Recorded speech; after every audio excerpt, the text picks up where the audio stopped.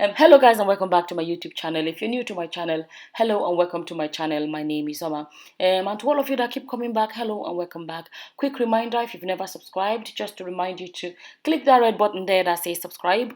And after that, click the bell sign. That way you get a notification whenever I upload a new video. I logged into my my YouTube account, and I was reading through comments, and I saw that one of my subscribers had left me a comment, and this comment basically said another woman has been I'm going to end up laughing.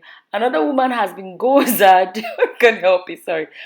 Another woman, okay, another woman has been COZAred by Biodo Fatoyibo, one of his staff members, and gave me this link. And I clicked into the link, and it led me to the Why Niger YouTube channel.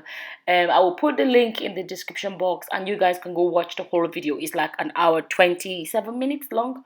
Yeah, an hour 27 minutes long. It's a very long video. It's I don't know if I can say it's exhausting to watch. Not exhausting as in the length, but exhausting as in there's just so much information coming about this pastor that is becoming really, when I say exhausting, not exhausting like, oh, people shouldn't say it or whatever, but like it's just so much that it just kind of is messing, how do I say, it just messes up with your head. Like, what is this? That's what I mean. What is this? Like, this is way too much. This is way too much. For those of you that do not know, this same guy was accused before, and it was all swept over the carpet. That was then, swept over. And it was swept under the carpet. That was way back. And because why I never forgot that story. I remember the girl said something about him saying to her that he has what was that special grace? It's like there's an extra kind of a grace that he has, to do these sins, because he's a pastor. That stayed with me. I never forgot that story. But then you hear somebody else, and you hear somebody else, and you hear somebody else, and it's just, I don't know, seriously, it's just a lot. And something else that really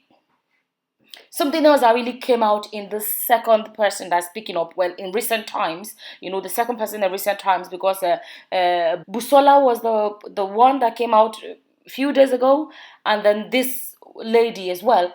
And something I really wanted to talk about that, that's coming up is how it when Busola was talking about going to their house, and the husband was, the pastor was insisting so much in her going to sleep in a separate room, and the wife was saying, and Busola was hesitant to sleep in another room, and the wife was saying to the husband, oh, let her be, like, kind of.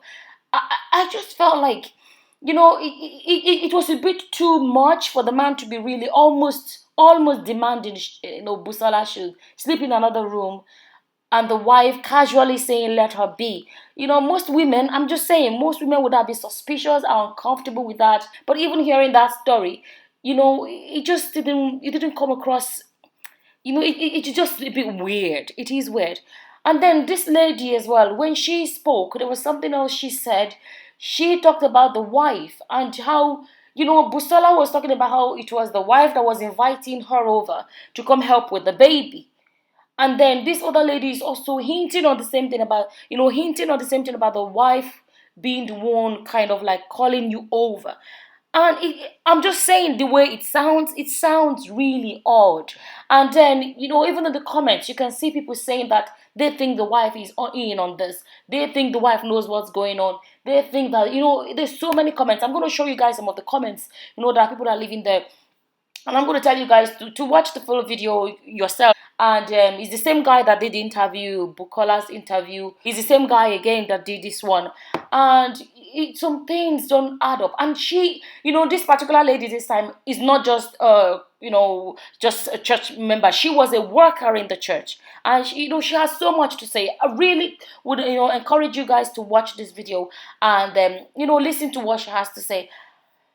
And I'm going to go back saying what I have said before. I talked about how a pastor, when people idolize their pastors too much, they begin, there are people that feel like my pastor is a representative of God on earth. Like, he is God in person. That was what Jesus was, not your pastor. You know, your pastor, I keep saying this, they're just like you and I. But some people see them as gods.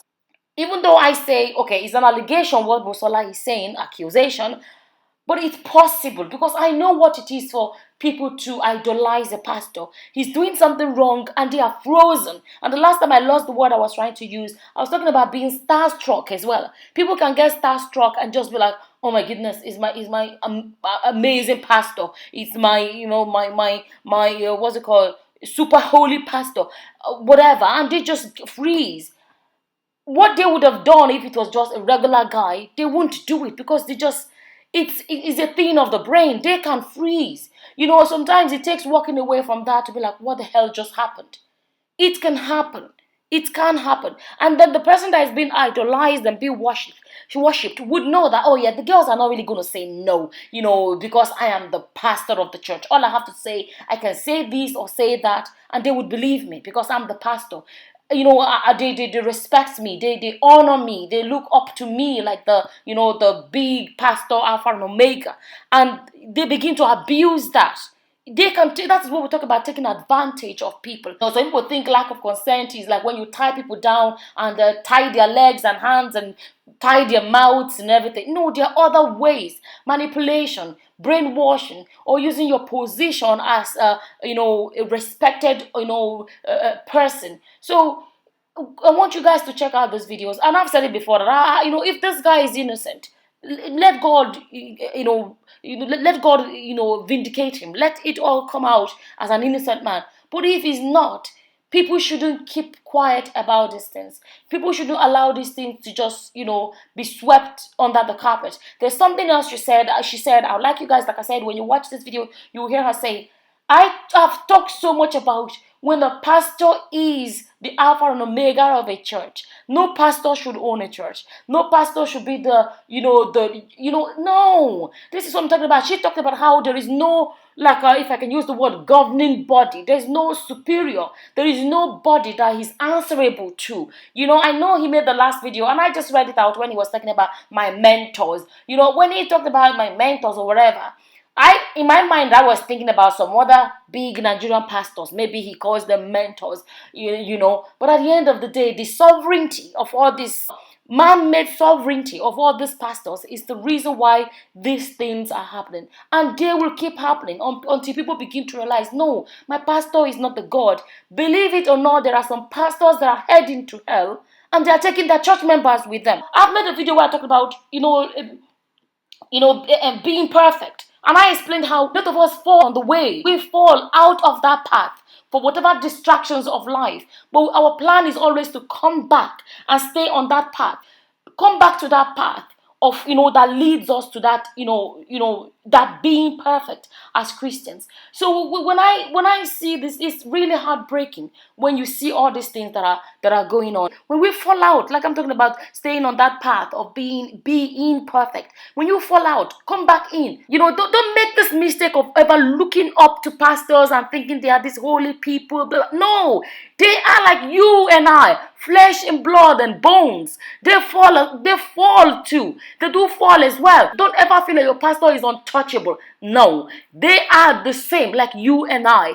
And that is why when the Bible said, I made a video, in that my video, which I'm going to link, I said, it's never going to be easy. There will be times when you're going to fall out of the path of being perfect. But what did the Bible say? The Bible says, looking on. It didn't say looking on to pastors. It didn't say looking on to bishops. It didn't say looking on to popes or looking on to archbishops and reverends. No, what did the Bible say? It says looking on to Jesus, the author and the finisher of your faith. And with that, I'm just going to say thank you for watching. Until the next time, guys. Bye-bye. Bye.